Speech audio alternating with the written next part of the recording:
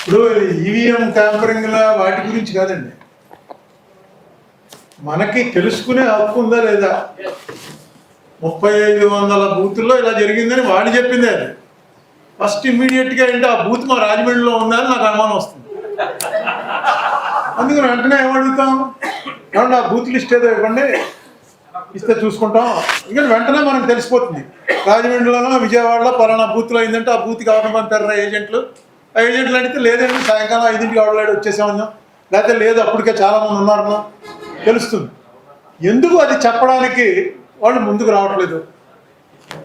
Even right to information అనేది ఒక పెద్ద వెపన్ ఉంది మనకి, దాన్ని ఎప్పుడో వాళ్ళు తీసవతల పారేశారు. కానీ ఎలక్షన్ కమిషన్ కూడా తీసవతల పారేశారన్న సంగతి ఇప్పుడే ప్రభాకర్ చెప్తేనే తెలిసింది. ఎలక్షన్ కమిషన్ వాళ్ళు కూడా ఆన్సర్ ఇవ్వట్లేదు.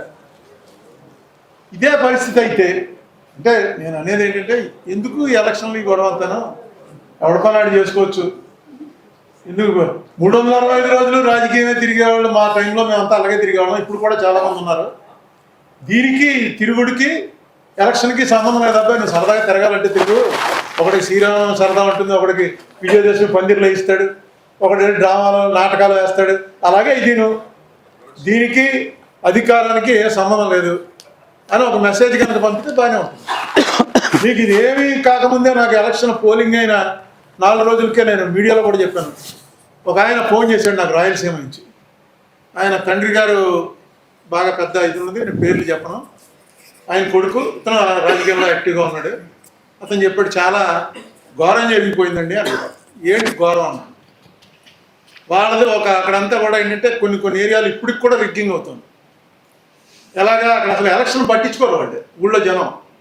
ఈ 4 పార్టీల నాయకులు కూర్చుని మా పార్టీ బాగుంది, మా పార్టీకి ఎక్కువ ఉందని ఏదో మాట్లాడుకుని, సరే ఈసారి నువ్వు 500 ఓట్లు వేసుకో, నాకు 300 అయ్యి, ఇక వీడికి కాంగ్రెస్ వాడు ఉన్నాడు, వీడికి ఎవరు లేరు కదా ఇప్పుడు వీడికి 100 అని ఇలా సర్దేసుకుంటారు.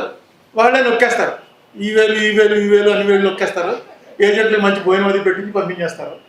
అది పూర్వం ఇలా కొట్టేటప్పుడు ఉండేది. ఈవీఎంలు వచ్చాక చాలా చోట్ల పోయింది.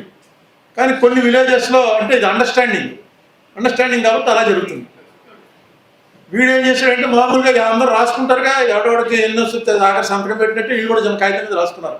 కూటమికి 300, వైసీపీకి 250, కాంగ్రెస్కి 100, ఇంకోటి ఎవడో ఇండిపెండెంట్ ఆడి గొడవ చేస్తున్నాడంటే ఆడికి 40, ఇలా వేసి మొత్తం 900 పోలేనట్టు లెక్క తయారు చేసుకున్నారు. అయిపోయింది.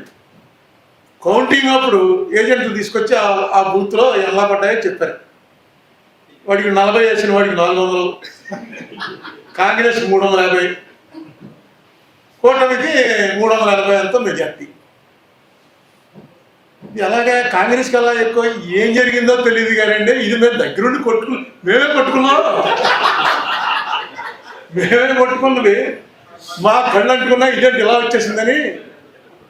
చిన్న విలేజ్ కాంగ్రెస్ ఊరేగింపు చేసాడు, మళ్ళీ బతికేసాం జిందాబాద్ అది వచ్చేసింది. చూడు ఎలా వచ్చే ఓట్లు, నేను ఎవరిని మమ్మల్ని ఓటు కూడా అడగలేదని.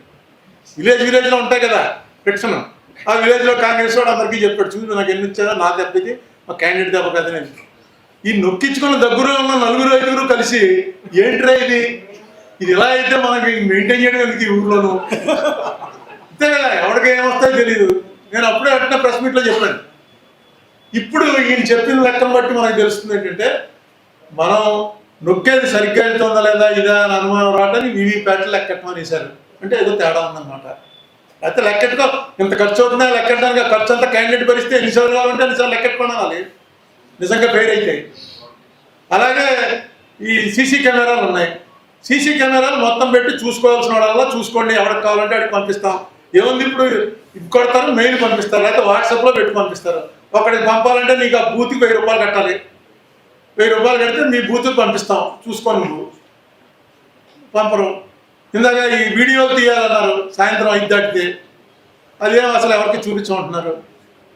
ఎప్పుడైతే మీరు నేను అది చూపించనండి అంటారో ఖచ్చితంగా మీరు మంచి అయినా ఫెయిర్ అయినా మిమ్మల్ని దొంగనే అనుకుంటారు.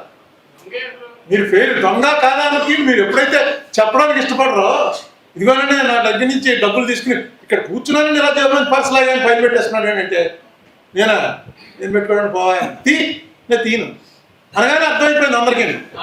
ఆయన నిజంగా తీసినా తీయకపోయినా ఆయన తీయను అనగానే ప్రజలు జోలు పెట్టేసాడు తీరా అంటే.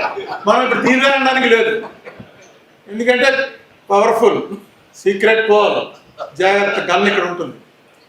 అందుకని కుక్క ఎందుకు మారట్లేదు అంటే అందుకు మారట్లేదు, బ్రష్ కట్టేసినందుకు కాదు, ఎందుకు వచ్చిన రిస్క్ అని. మీడియాలో కూడా అందరికీ తెలుసు, వీడు పంపిన వాళ్ళు చూపించరు. విచిత్రమైన ఇక్కడ మనకి మన స్టేట్లో విచిత్రమైన పరిస్థితి ఏంటంటే డైరెక్ట్ ఫ్రెండ్, ఇండైరెక్ట్ ఫ్రెండ్ ఉంటారు. ఇద్దరు ఫ్రెండ్సే, ఒకళ్ళకి 45%, ఒకళ్ళకి 45% కరెక్ట్గా ఉన్నాయి.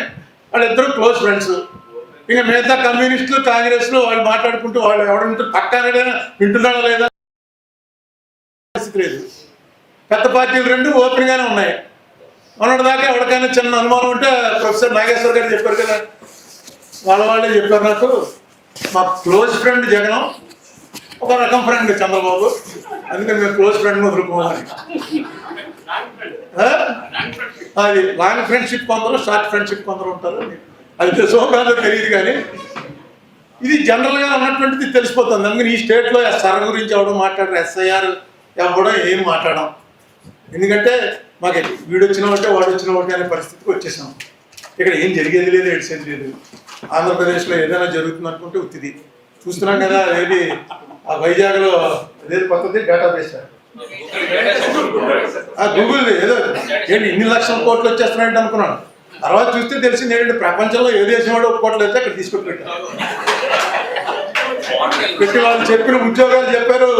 1,00,000 మందికి డైరెక్ట్ ఉద్యోగం, 1,50,000 మందికి ఇండైరెక్ట్ ఉద్యోగం అని. ఏంట్రా అని చూస్తే తాపీ వాళ్ళు, వడ్రంగులు, ఎలక్ట్రీషియన్లు, వీళ్ళు ఉద్యోగాలు. యాక్చువల్గా పనిచేసేవాళ్ళు 200 మందికి.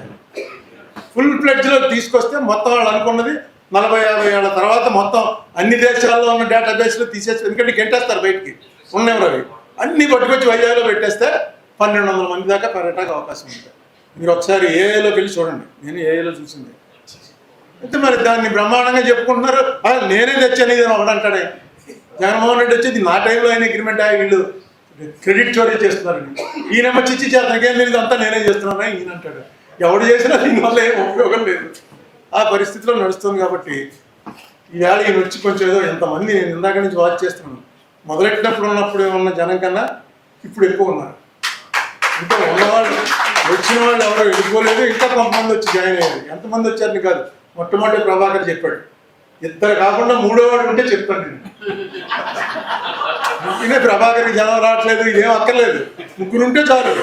ఎందుకంటే ఇది వెళుతుంది బయటికి. మొత్తానికి మనం అన్యాయం జరిగిందా న్యాయం జరిగిందా అని కాదు, నేను దీని మొత్తానికి ఒకటే ఎగ్జాంపుల్. నా పర్స్ ఆయన కొట్టేశాడండి, అందులో జేబులో పెట్టుకున్నాడు అంటే నేను జేబు చూపించను అంటున్నాడు. అంతకన్నా ఏం కాదు. ఏంటి దీని మీద పెద్ద కథ అక్కర్లేదు, జేబు చూపించేస్తే అయిపోయింది.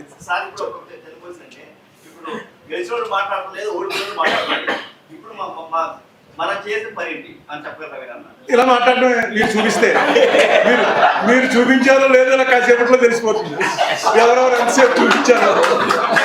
ఎలక్షన్ నిజంగా మీరు చెప్పాడు కదా, మన ఆంధ్రప్రదేశ్లో మీడియా కనుక అందరూ కలిసి ఒక మాట అనుకుంటే, కావాలనుకుంటే పైకెత్తేయగలరు, లేకపోతే సర్వభ్రష్టత్వం చేసేయగలరు. ప్రస్తుతం మీరు ఏమనుకుంటున్నారో ఇంకా మాకు అర్థం అవ్వట్లేదు. అందరూ కలిసి అయితే ఒకటి అనుకోరు, అది మాత్రం గ్యారంటీ. సగం ఇటు సగం అటు ఉంటారు. జై హింద్.